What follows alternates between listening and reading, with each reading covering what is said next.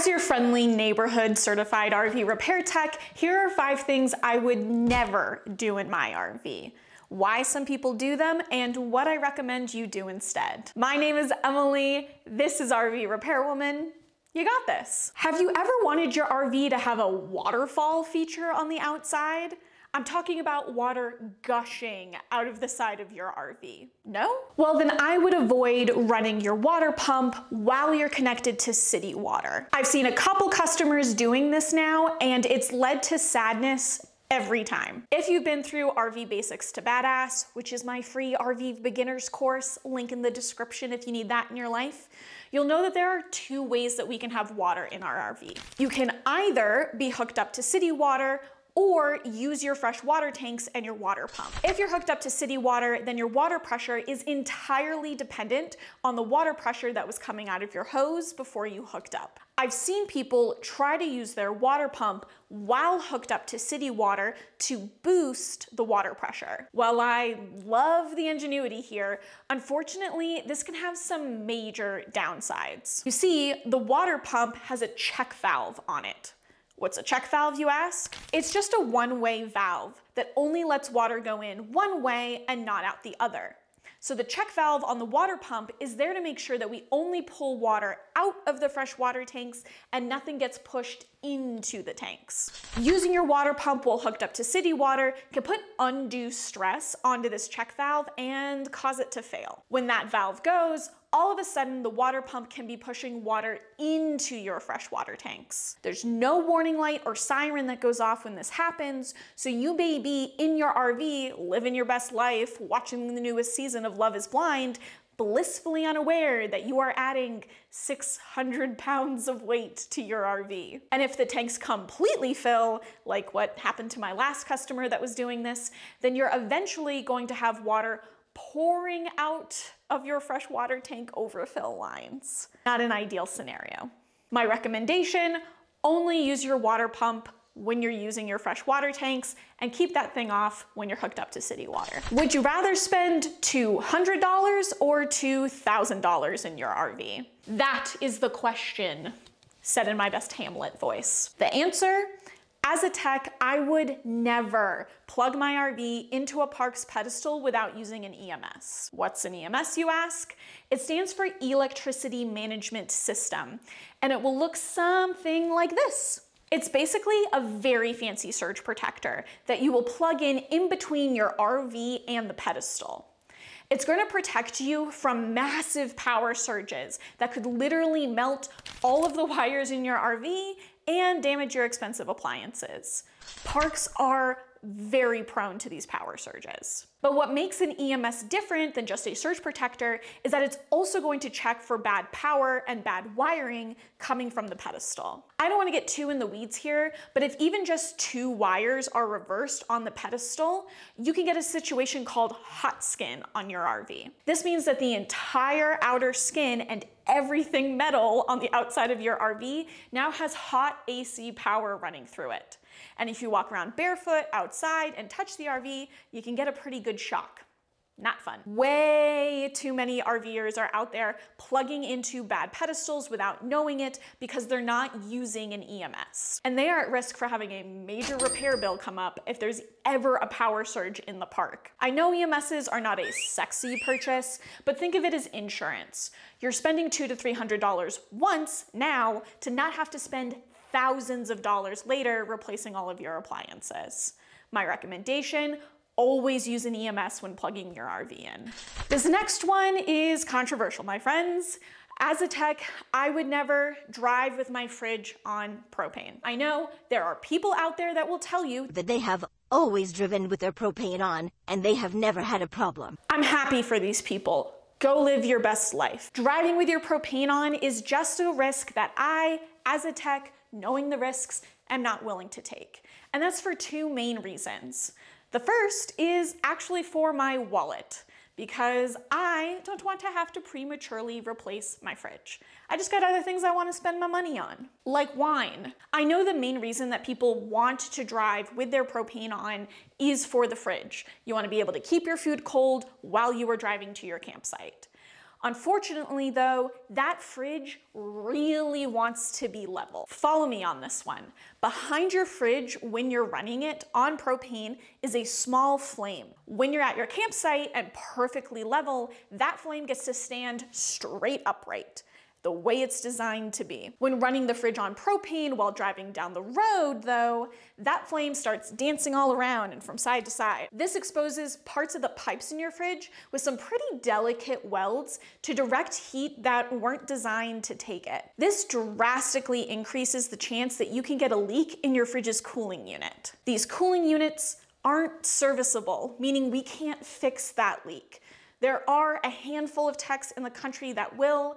They're very niche, very specialized. There's not a lot of them out there. Once these cooling units start leaking, the fridge stops cooling, and you're most likely looking at a pretty hefty repair bill to either replace the cooling unit or the entire fridge. Also, inside that cooling unit is the fridge's refrigerant.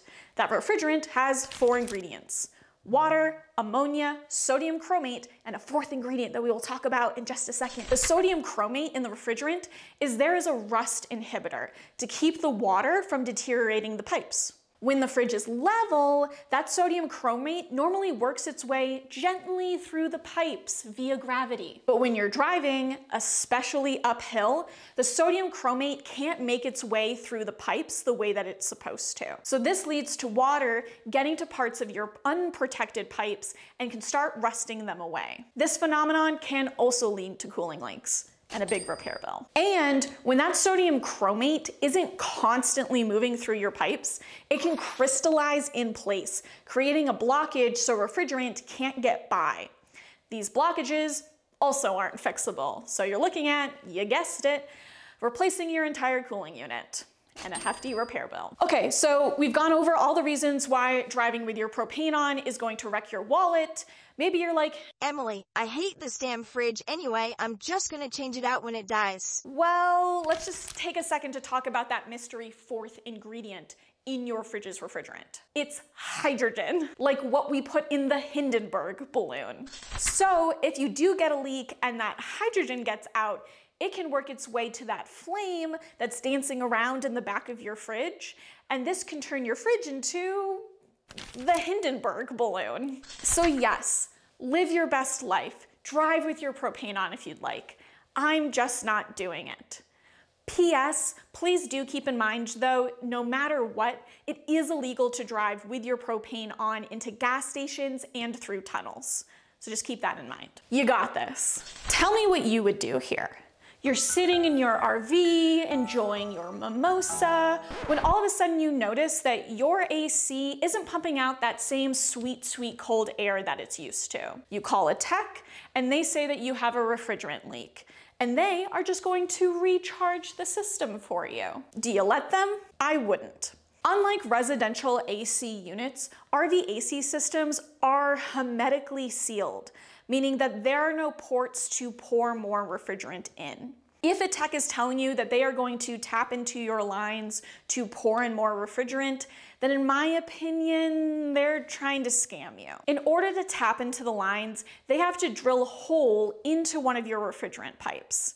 And it's very difficult to drill that hole without introducing metal shavings into your RV AC. Those metal shavings are eventually gonna wander their way through the pipes and get into your compressor and muck it up. So you're just introducing more problems, and as we'll talk about in just a second, you haven't really solved anything. Reason number 2 why I think this is a bad idea is that you haven't actually solved the underlying problem. You see, 80% of the pipes in an RV AC are inside of these fins, meaning that there's a good chance that your leak is in a place that we can't get to. We can't patch the leak, so just putting more refrigerant in is just putting a band-aid on the problem. Just like a bucket with a hole in it, you're still going to be leaking refrigerant everywhere, which can potentially be an environmental hazard and also hasn't fixed your AC. A tech that is telling you that they are going to tap into your lines to recharge your system, in my opinion, is just trying to scam you.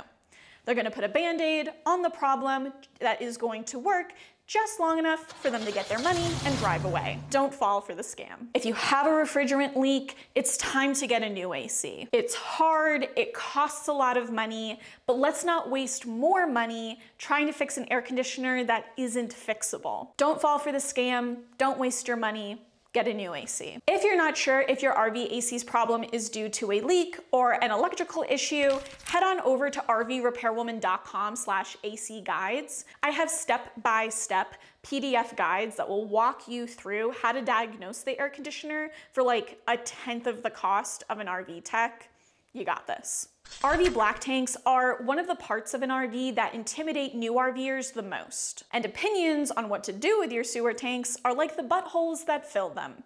Everybody's got one. I do not claim to be an RV black tank expert, and as of 2024, I no longer do black tank calls. Woohoo! I am very happy about it. But Sue over at Royal Flush RV is a black tank expert, and here is one of her biggest black tank no-nos. Do not leave your sewer valve open while you are hooked up at a park spot. I know it would be super convenient if once we were all hooked up at our spot, we could just pull that valve, leave it open, and never have to think about our poo again once it exits our body.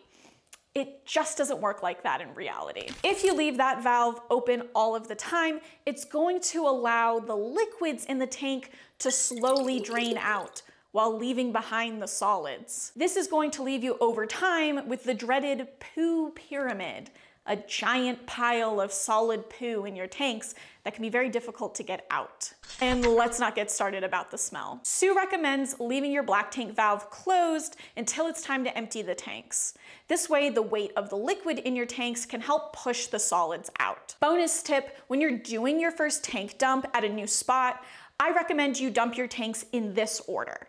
After you're all hooked up, open your gray tank first to let a little out. Keep that gray tank open until water makes it all the way from the RV to the dump station. This way, if there are leaks, we find out with gray water instead of poo water. Then close the gray tank valve and open the black tank valve. Keep the black tank valve open until all of the black tank water has drained out. Then close the black tank and open the gray tank. The water from the gray tank will help push anything left behind in your hose from the black tank. There's just gonna be less mess this way. If you would like more RV tank tips, check out my free ultimate guide to RV maintenance. The link's in the description. It's got a 3 to 4 page spread talking specifically about your tanks and how to maintain them. You got this. And that's it, my friends. Those are the 5 things that I see customers doing on the regular that I would never do in my own RV. If you found this video helpful, please consider hitting subscribe. I put out new videos like this every week, giving you the RV tips and tricks that most techs don't want you to know. This has been RV Repair Woman. You got this.